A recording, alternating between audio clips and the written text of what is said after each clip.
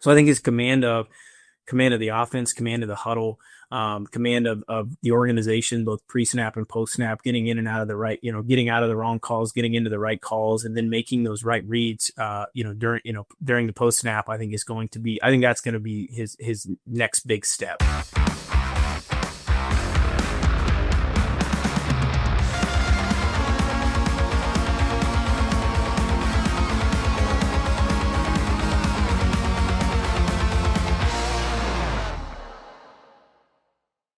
All right, we're back with the man Curry Sexton here as we preview the 2025 K-State football season, and we're going to have Curry on the show again every week for the 25 season as we do the all-22 film review, just like last year, back by popular demand. Obviously, we are not going to do the all-22 film review for this show.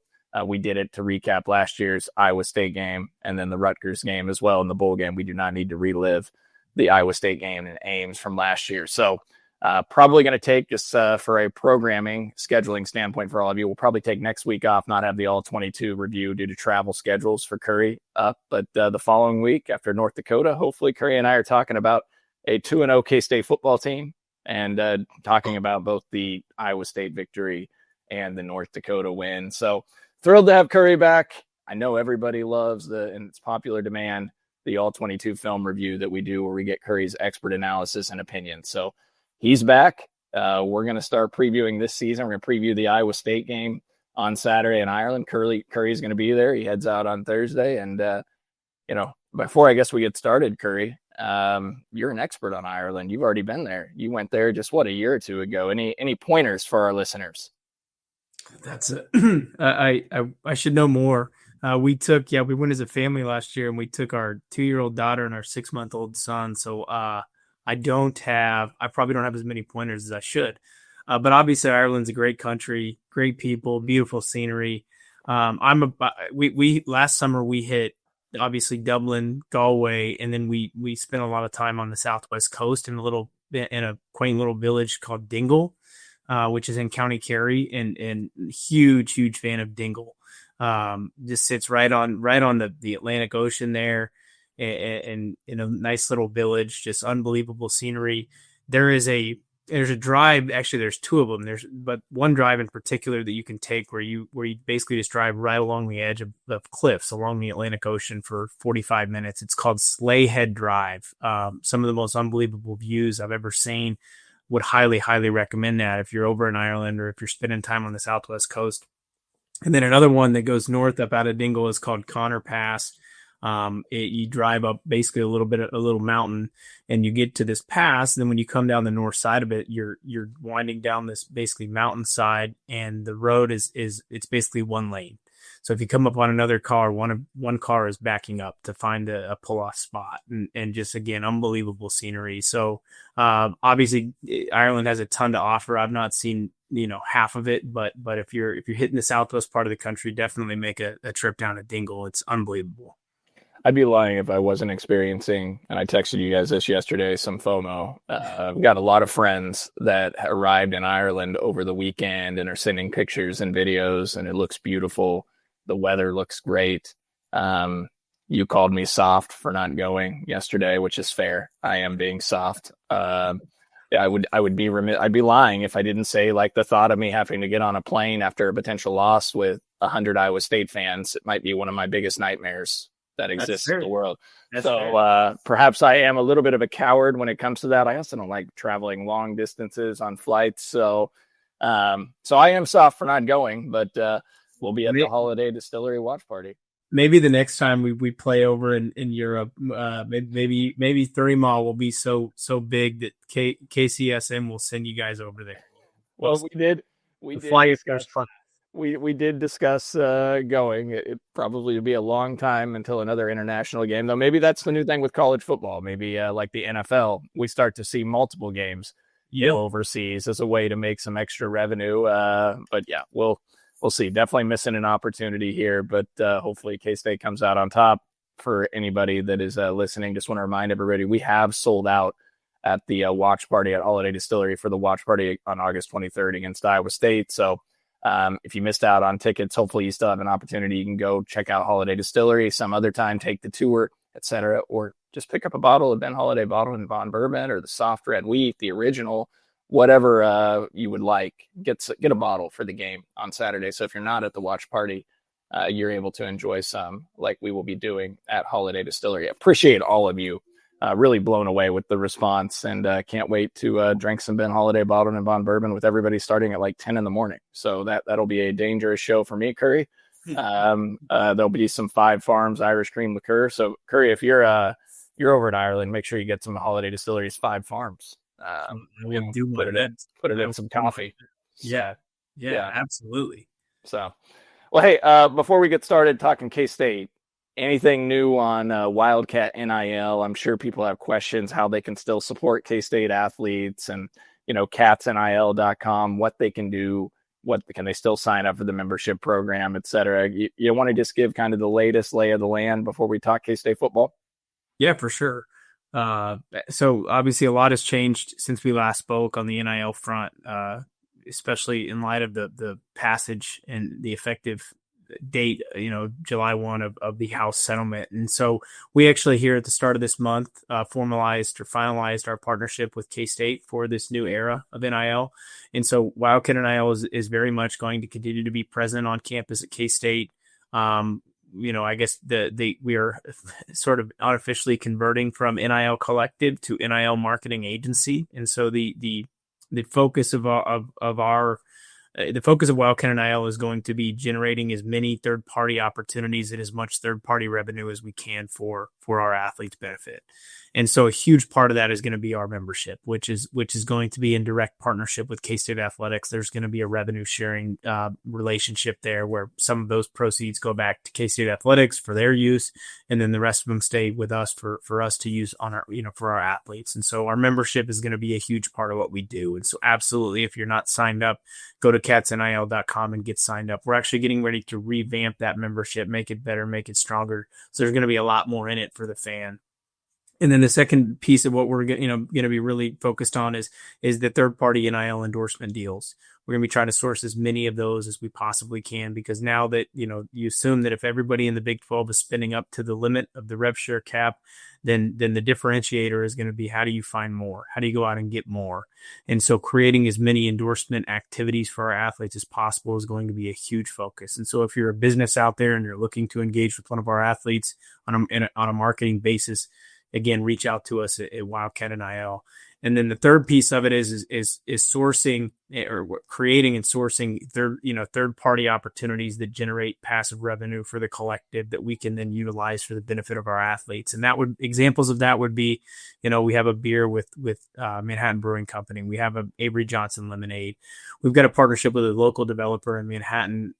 Every time they sell or lease a unit at a newly renovated apartment complex off Manhattan Avenue, we get a share of the proceeds. There's countless other examples like that, but we're trying to come up with as many passive revenue sources as we possibly can as well, so that our athletes have, so that again, if everybody's spending up to the 20.5 limit this year, then we're creating other competitive advantages on the outside. And so absolutely, we're going to continue to be involved, and our partnership with K-State is only going to be furthered by this new era of NIL and college athletics. And so we'll just ask, if you're out there and if you're not supporting K-State, your Wildcat NIL, would ask that you get on board today if you have the capacity to do so. I think it's a really important call out, because I think a lot of people ask, with the revenue sharing model, how does that change things? And, can I still be a member and support K-State through catsnil.com? It's tremendous news that you guys are partnering now with K-State and have that collaborative relationship. So encourage everybody to sign up for the membership program. I'm a Wildcat NIL member, obviously. A lot of great benefits. And as Curry said, they're going to revamp that and add to the benefits as well. You think about the business opportunities as well. Like, you can go support just by buying the Avery Johnson lemonade, which I know was very popular. Curry is supporting the businesses to support Wildcat NIL, and Riverbank Brewing and Council Grove, and doing the player spotlight that we do each week on Fremont, supporting Wildcat NIL and K-State student athletes. Like, support those businesses that are here supporting K-State, and help give K-State a little bit of a competitive advantage over that $20.5 million rev share model, because as Curry mentioned, look at what Kansas just got with the $300 million from David Booth, right? Like your in-state rival has a lot of money coming in right now. And I know K-State's facilities are in a really good spot, but the more that you can give to field a more competitive team and retain talent in Manhattan, the better off we will all be, and we'll enjoy our falls and winters with K-State athletics. Yep, absolutely. And I think, the Riverbank example is a good one of a local company, a small local business that, they're not spending earth-shattering money on NIL. But they're spending enough to get their name out there, to engage with their athletes on a platform that draws a lot of viewership from K-State fans. It's a good example of, hey, you don't have to spend tens of thousands of dollars to engage with our athletes and to promote your business. And so there's something in this for everybody. And so would just encourage people to, if you want to talk about what it could look like, give us a shout. We're happy to chat through it. Yeah, absolutely. It's a great call out. All right. Well, I guess as we shift gears here, Nick, actually, let's just go ahead and throw to a break, and then we're going to talk K-State football when we come back from break. Looking for tickets for your next event? Tickets for Less is your #1 source. Save big on every purchase when you use promo code KCSN at ticketsforless.com. I'm Brett Goodwin, one of the owners of The Learning Tree. The Learning Tree is a neighborhood toy store in Prairie Village, Kansas. This has been here in this location since 2000s. And my husband, Alan, and I purchased the store in 2023.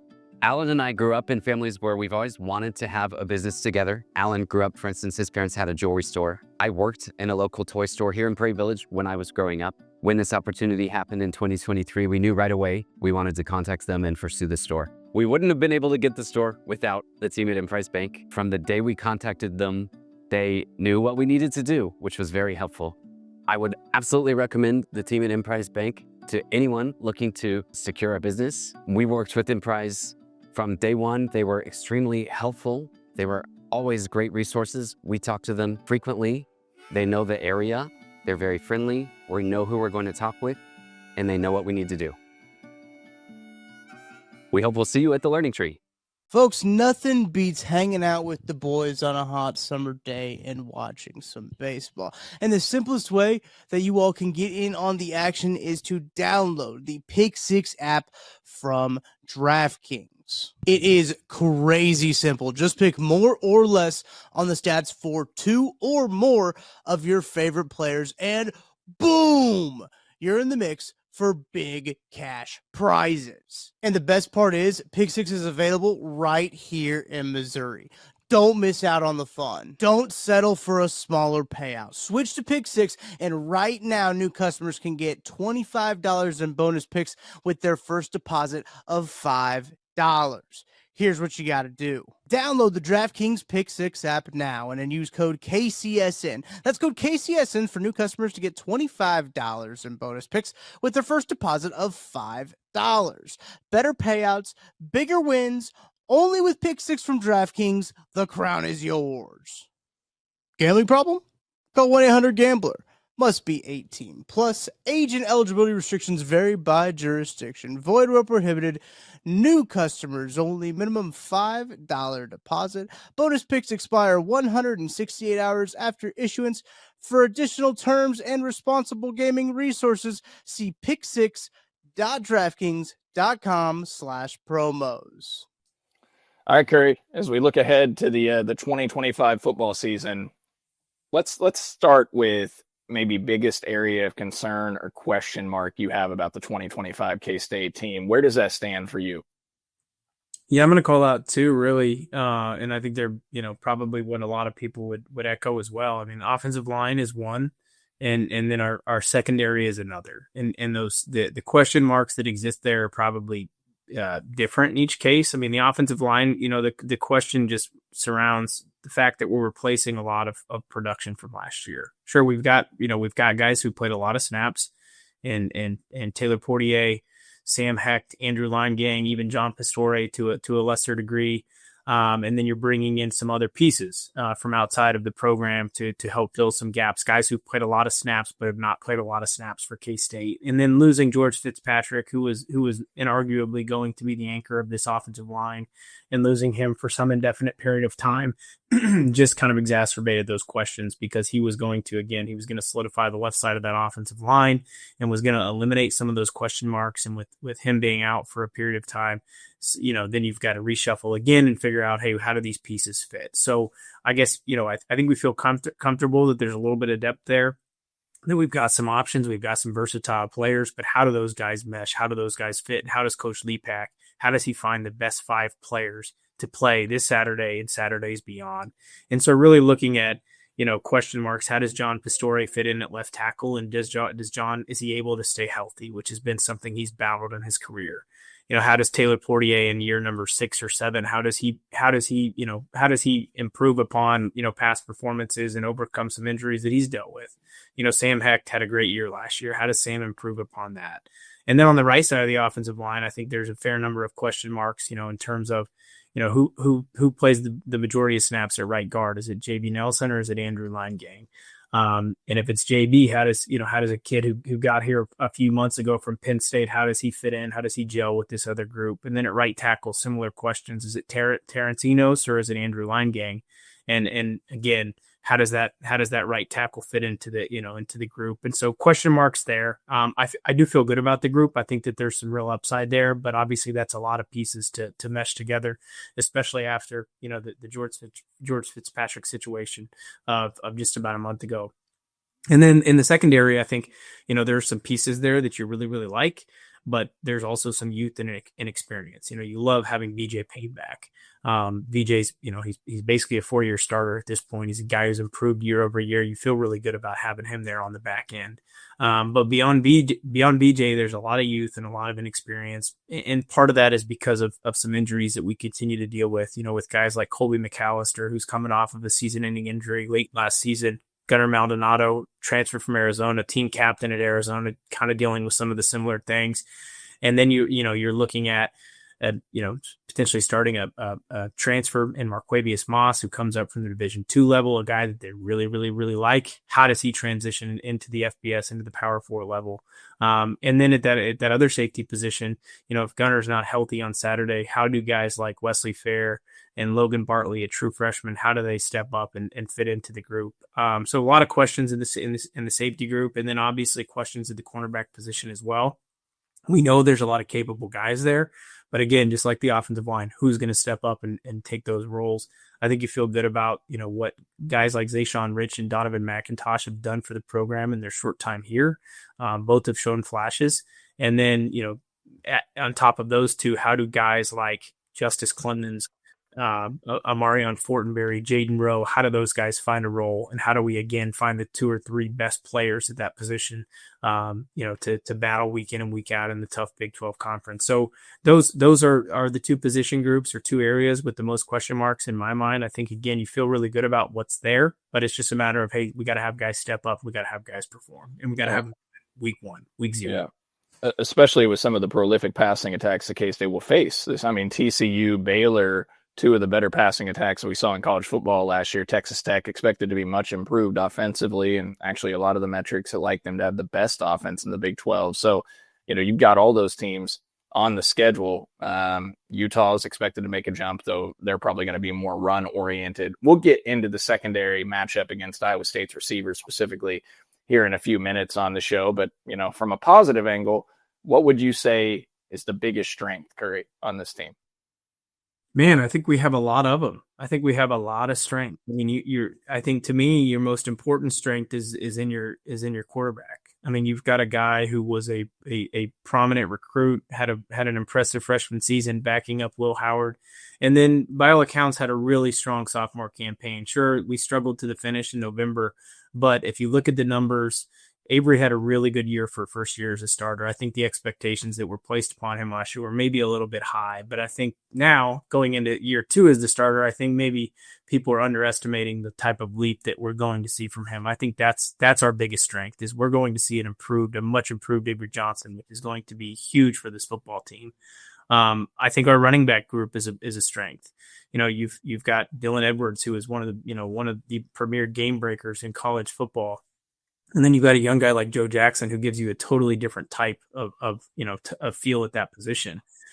Your tight end group is one of the best in the country. I mean, you've got 4 guys who played meaningful snaps last year, 4 guys who caught touchdown passes last year, and hey, let's add a 5-star into the mix. I think our receiver group is going to be, arguably the best that we've had in the Kleiman era. You bring back Jace Brown, who's probably a guy that should go get 1,000 yards this year, and then you add in Jerron Tibbs, who by all accounts has been one of the most impressive players on the team this offseason. Jerran Bradley, who's played a lot of football in his career at Texas Tech and Boston College, and then you throw some young guys into the mix. You feel really good about some of those offensive positions, really, again, outside the question marks that exist on that offensive line. And then I think, I said we have a lot of strengths. I think you feel good about your defensive line. You bring back almost all of your production from last year outside of Brendan Mott. You bring back a ton of depth in the interior and the exterior of that D line. And then just like on the offensive side of the ball, you feel really, really good about your linebacking group led by Austin Romaine, who's got some preseason All-American type accolades, and then Desmond Purnell, who's going into year 3, year 4 as a starter contributor on this defense, as well as some other guys who have played a lot of meaningful snaps. And so again, I think you talk about our question marks, and you mentioned the secondary. You mentioned the offensive line. You could probably throw in special teams just based on some of the mishaps that we had last year. But outside of some of that, then you look at everything else and you're like, man, that would appear to be a strength. And so I think, again, this football team has all the makings of a really solid group if a couple of those questions can be answered in a positive fashion. Well, you hit on one thing I was going to ask you. I was going to ask you if you thought this was the best duo of wide receivers that K-State's had in the Kleiman era when you factor in Jerron Tibbs with Jace Brown. So you already answered that question, Curry. I think, again, it's, you hate to, for the last few years, I think we've seen a lot of guys get hyped up in the offseason. And so I think it's fair to go into this year with skepticism, but I don't think we've had a returning receiver come back who's as good as Jace Brown. And then again, by all accounts, Jerron Tibbs has been one of the best players of the football team this offseason. And so I'm going to buy the hype. And if you buy the hype, then if he's as good as advertised, and then if you get something from guys 3, 4, 5, along with our solid tight end group, I think absolutely this has the potential to be the best duo that we've had under Coach Kleiman. And what a benefit for Avery, who's already got an arsenal of tight ends, who's got 2 really strong running backs. And then you give him his best receiver from last year, and then a guy who's got a lot of length, a lot of size, great ball skills on the outside to pair with that group. Avery has the best collection of weapons that we've had at K-State in some time. And so you got to feel really, really good about that. What's the next step for Avery Curry that you view as like him taking that leap to becoming one of the best quarterbacks in the Big 12, knowing that he did have a solid sophomore season, when you look at the numbers and everything, but obviously some mistakes factored in as well and probably putting too much pressure on himself. And he's talked about that. I'll throw in, from my opinion, Curry, like there were opportunities last year where, when we did the All-22 where we watched a replay, that he had opportunities just to rely on his instincts and take off and run, clean pocket, got 20 yards right up the middle if he goes, but it felt like he stood in the pocket and tried to make a throw instead. Almost, in my opinion, like he was trying to prove to the country he can be a pocket passer and, prove the narrative wrong that he's just an athlete playing quarterback, which we know is not the case. But that's one area that I see that I would like to see him use as one of his best traits, his athleticism and legs more. But what do you see as maybe that next step for him in his career arc? I think it's command and it's confidence. I think, he's a guy who came in again with so much expectation, but I think people, I think it's understated just how significant of a job it is to be the quarterback at a Power 4 program in a Big 12 school, and all that is placed on you on the outside, but also, during the game, pre-snap, post-snap, there's so much that goes into that. So many things being thrown at you, so much to process. So I think his command of the offense, command of the huddle, command of the organization, both pre-snap and post-snap, getting in and out of the right, getting out of the wrong calls, getting into the right calls, and then making those right reads, during the post-snap, I think that's going to be his next big step. If he's able to get us into the right calls and to make the right reads, that command of the offense is going to allow him to take a massive leap forward in 2025. And so I think command and confidence is huge. And then I think with that, to your point, it's making the right play. It's making the right play. It's making the right read. It's understanding when to use your legs, when to get out of the pocket, and when to give up when to throw a ball three rows into the bleachers and avoid that bad sack or that potential interception. And so I think, again, command and confidence is something that I think is inevitably, it's something that you're going to see improve in 2025 because, again, he's played so many snaps at this point. He's put on some weight. He's had another year in the program. He's had another year in the weight room. I think those two things are going to allow him to have a much, much, much better year in 2025. One more on Avery, Curry. I mean, Avery and Chris Kleiman both have not shied away this offseason talking about the importance of having Matt Wells being the quarterback coach, but also now being the guy calling the plays. And this is not, trying to take a dig at Connor Riley in any way. K-State had the most explosive offense from a yards per play standpoint in school history last year and set the yards per carry record as well in a single season. So there were a lot of good things that they did. But, what do you make of that and the significance to Avery's development and having the same guy always in his ear, who's working with him day in and day out, also now being the guy calling the plays? It's huge. I don't think you can overstate how important that is. And it's because just what you said, it's his guy, right? It's the guy that he's watching film with during, after hours. It's the guy that he's sitting in the film room with the other quarterbacks or with the offensive group. It's the guy who he's with at practice the entire time. So the guy that he hears from most consistently is his guy.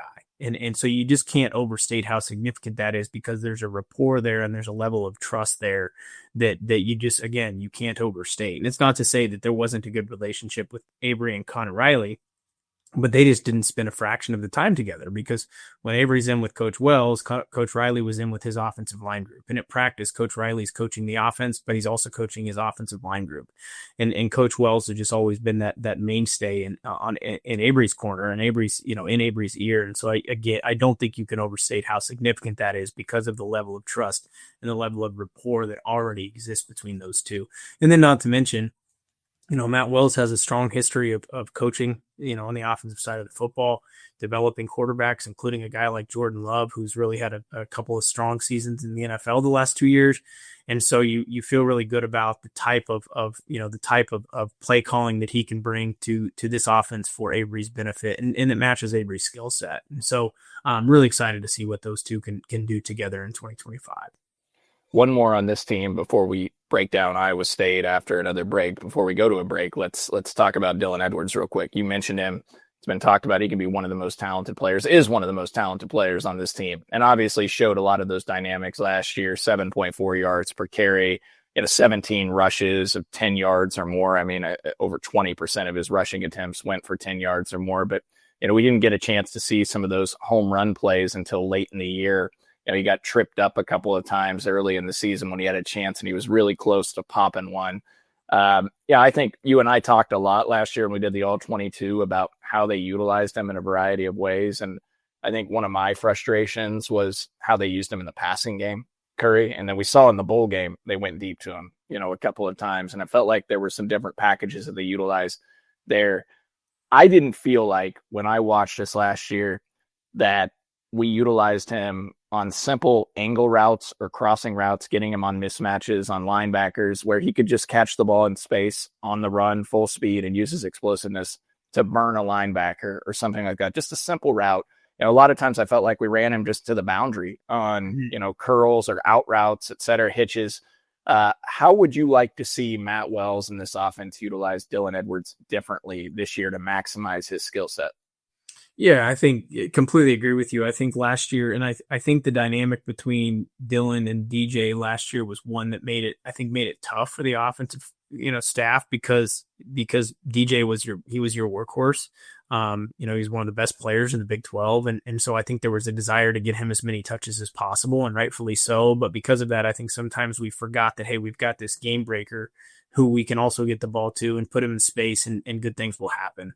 And so I think last year, there were times where it was really perplexing while, hey, multiple series in a row, the fastest guy on our team is not touching the rock. He's not being targeted. And to me, that just was a little bit confusing. This year, you don't have that dynamic. This year, Dylan goes into the year, I think is the primary guy there at the running back position. And I do think there's going to be a more concerted effort to get him the ball and to get him the ball in as many different ways as possible. And so I think to answer your question, we have to be more intentional about getting him touches and getting him touches in space. I think the bowl game is a good example of what getting him touches in space can do. If you put him in a situation where he's one-on-one with a defender, that defender is going to miss 9 times out of 10, and then it's off to the races. And so, yes, we have to be, of course, he's going to carry the rock a lot out of the backfield, but then we've got to be better at using his skill set, splitting him out at receiver, getting him good matchups against linebackers or safeties, running a simple slant route, and getting him on some double moves, some things that's going to allow him to show off his quickness and his speed, somewhat like not unlike what we did with Deuce in the past. I mean, I can remember in 2020 or one of the years we played down at Oklahoma, we split Deuce out into the slot. He runs a simple slant route on the linebacker. He, catches a ball and he goes for 60 or 80.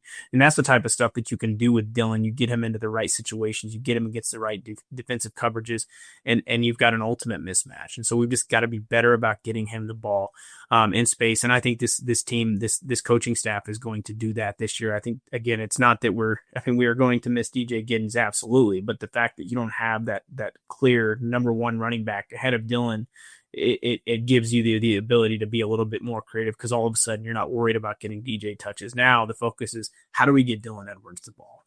Yeah.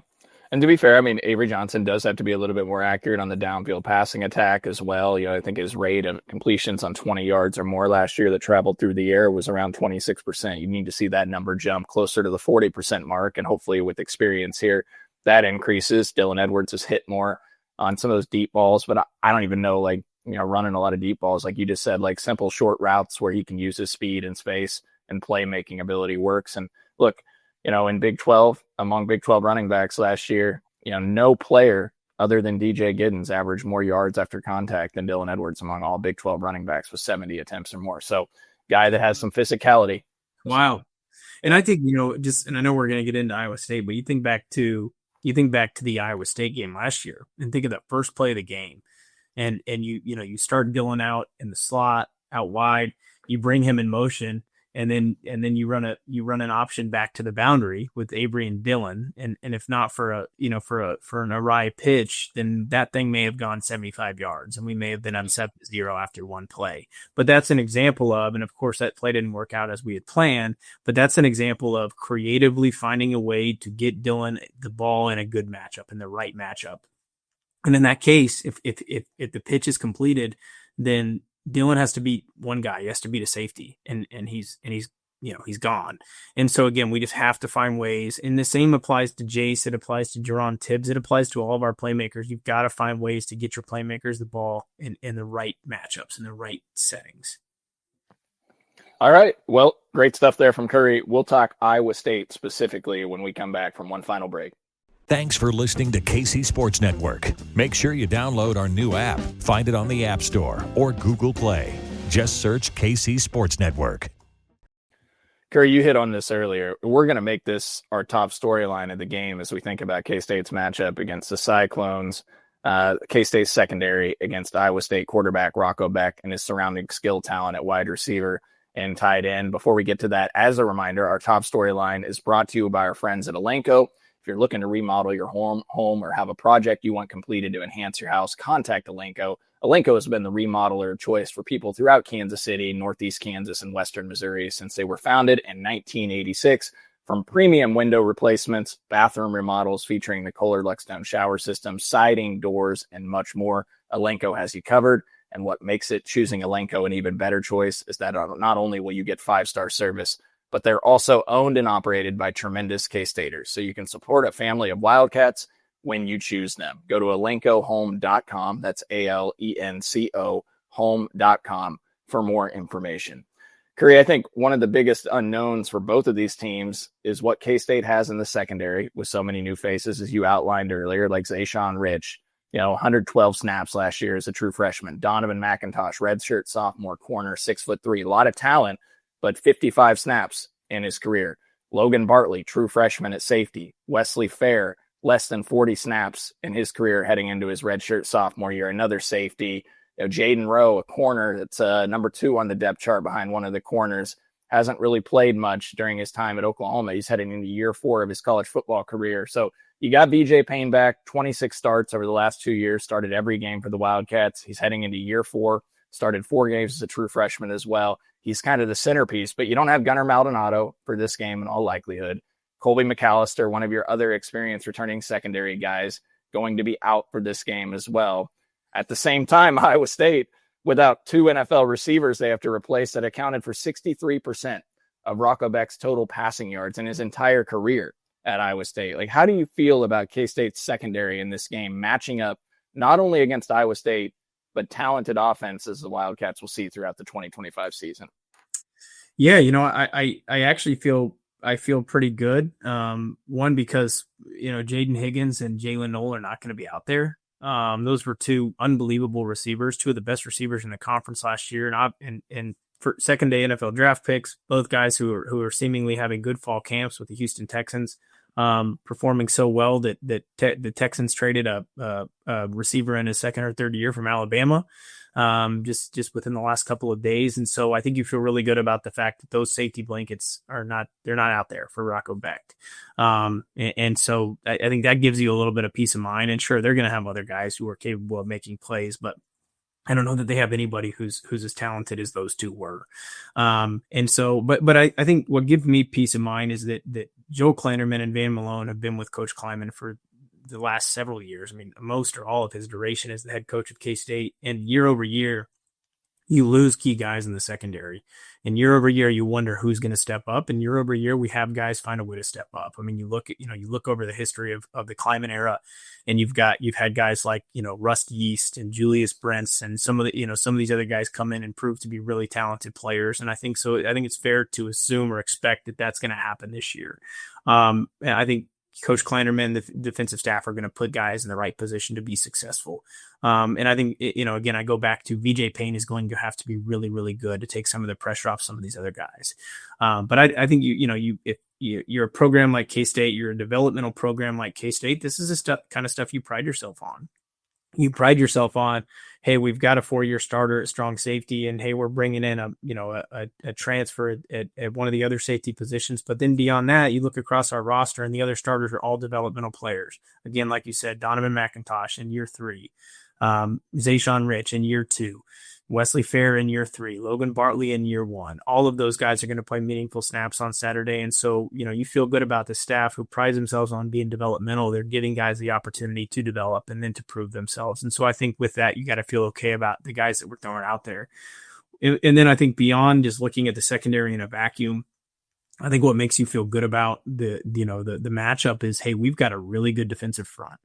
And Iowa State lost some guys along the offensive line, including Jalen Travis, who was a 4th-round NFL draft pick. And so you got to feel really good about, hey, we're bringing back a lot of guys who can get after the quarterback. Guys like Tobias and Sami and Ryan Davis and Chidi Obiizor, guys like Damian Ilalio and Uso on the inside. And if those guys are able to get after Rocco Beck, it's going to make the job of the secondary guys a heck of a lot easier. If we're getting pressures, those guys aren't having to cover for as long, and Rocco Beck's not making those extended plays that he's so accustomed to making. And so I think that's something, that gives you some reassurance. I mean, if our pass rush is strong, our secondary doesn't have to be as strong. And so you hope that we're able to get some pressure on Rocco on Saturday. Yeah, and you got to be responsible with your assignments in the pass rush, right, and stay in your lane, because Rocco Beck is a guy last year that took advantage of a lot of scramble opportunities, including against K-State. He had a 19-yard, 15-yard scramble against K-State, a 5-yard touchdown run, a critical 4th-and-1 conversion on the first drive of the game. Curry, he had 42 rushes last year that resulted in a first down. So, out of his around 90. So about half of his runs resulted in first downs last year. So you got to be cognizant of that. Like, he's not the most athletic guy in the world, but he can use his legs, and he's a tough-minded kid back there. Quarterback's going to fight for some extra yards. So that's something you got to resolve. But, Iowa State's rushing attack doesn't strike. It sounds silly because I say they don't strike a lot of fear into you, but as a K-State fan, unfortunately, way too much success on the ground. Abu Sama, 276 on 16 carries, which still accounts for 23% of his total rushing yards in his college football career in 26 games. That occurred against K-State in Manhattan. And last year he had 81 yards on 15 carries. Carson Hansen's not like this home run back, tough-nosed, physical kid, around 5 yards per carry, but I think he only had one run of over 33 yards last year. And so their offensive line, while huge, I think I saw one metric had it as the 5th largest offensive line in college football, Curry. It's still graded out as one of the worst Power 4 offensive lines according to Pro Football Focus last year. And you mentioned they lost Travis, who's the first offensive lineman drafted from the program in a decade. James Neal is going to slide in at left tackle, a guy that they're really high on. Matt Campbell said he's had a wow offseason. They think he can be one of the best offensive linemen in school history. He's heading into his senior year. But I think K-State, if you can make Iowa State and Rocco Beck one-dimensional, you talked about the turnover opportunities he's presented to teams and he got away with a lot. You watched it. You were in Ames last year. Like, if you can make it to where he's just got to drop straight back and pass and he doesn't have a running game to rely on, especially with these new skill guys at wide receiver, I think K-State can get a turnover or two that'll swing the game. You saw it last year, like turnovers decided that game. Yeah. I mean, if you make, like you said, if you make Rocco Beck beat you out of the pocket, you got to feel really good about your chances. And that's not a knock against him, but he's a guy who makes a lot of plays off schedule. And makes a lot of plays on his feet and through the air. And so keep him in the pocket, again, try to get a pass rush to him and then force him to make mistakes. I mean, we were talking about it the other day over text. I can remember sitting in that stadium last year and just wanting to pull my hair out because of the number of interception opportunities that we had that we didn't capitalize on. I mean, I think in the first half alone, we dropped 3 or 4 picks, and including a couple that probably were pick sixes. Yeah. And so he's a guy, and he's thrown a lot of interceptions. I think he was one of the leaders in the country last year in pick sixes or pick six. You said three pick sixes. Yeah, 3 pick sixes last year, and the second most among FBS quarterbacks, Curry. And if K-State capitalizes, to your point, could have been 5 pick sixes. Absolutely. And so there were chances. So we've got to obviously we've got to cut down on the unforced errors. I mean, again, the first snap of the game, we put the ball on the turf that leads to an easy touchdown for them a few plays later. We've got to stop killing ourselves. We've got to make sure that we're not turning the ball over. But then we've got to capitalize on turnovers. Again, Rocco Beck is a really good player, but he's proven that he is going to give the other team opportunities to turn the ball over. And so we've got to take advantage of that in order to have a good chance to win on Saturday. And I think you feel that with our pass rush and with some of the guys that we have in the middle of that defense, that opportunities are going to present themselves for turnovers on Saturday. Yeah, and where he really struggles, honestly, is the under 20-yard passes. That's where most of his interceptions and turnover-worthy plays have occurred, according to Pro Football Focus. His downfield passing has been pretty solid, but he's going to take chances, all right? Like, he's going to try to make plays out there. Now, I do have some concern about how K-State matches up against their pair of talented tight ends and Ben Brahmer and Gabe Burkle, and how they match up with those guys, 6'6", 6'7". Brahmer was a guy that led all true freshman tight ends a couple years ago with 352 yards receiving, got hurt, missed a lot of time last year. Burkle, a guy that was almost 300 yards last year, comes back as well. But you create pressure on him, force a hurried throw or two, make a mistake. Yeah, it is wild, Curry. Like, in the series history dating back to the Kleiman era when he got here in 2019, Iowa State's attempted 166 passes against K-State, and not one of them has been intercepted. And what makes that even more wild is 9 of them, according to Pro Football Focus, were turnover-worthy throws.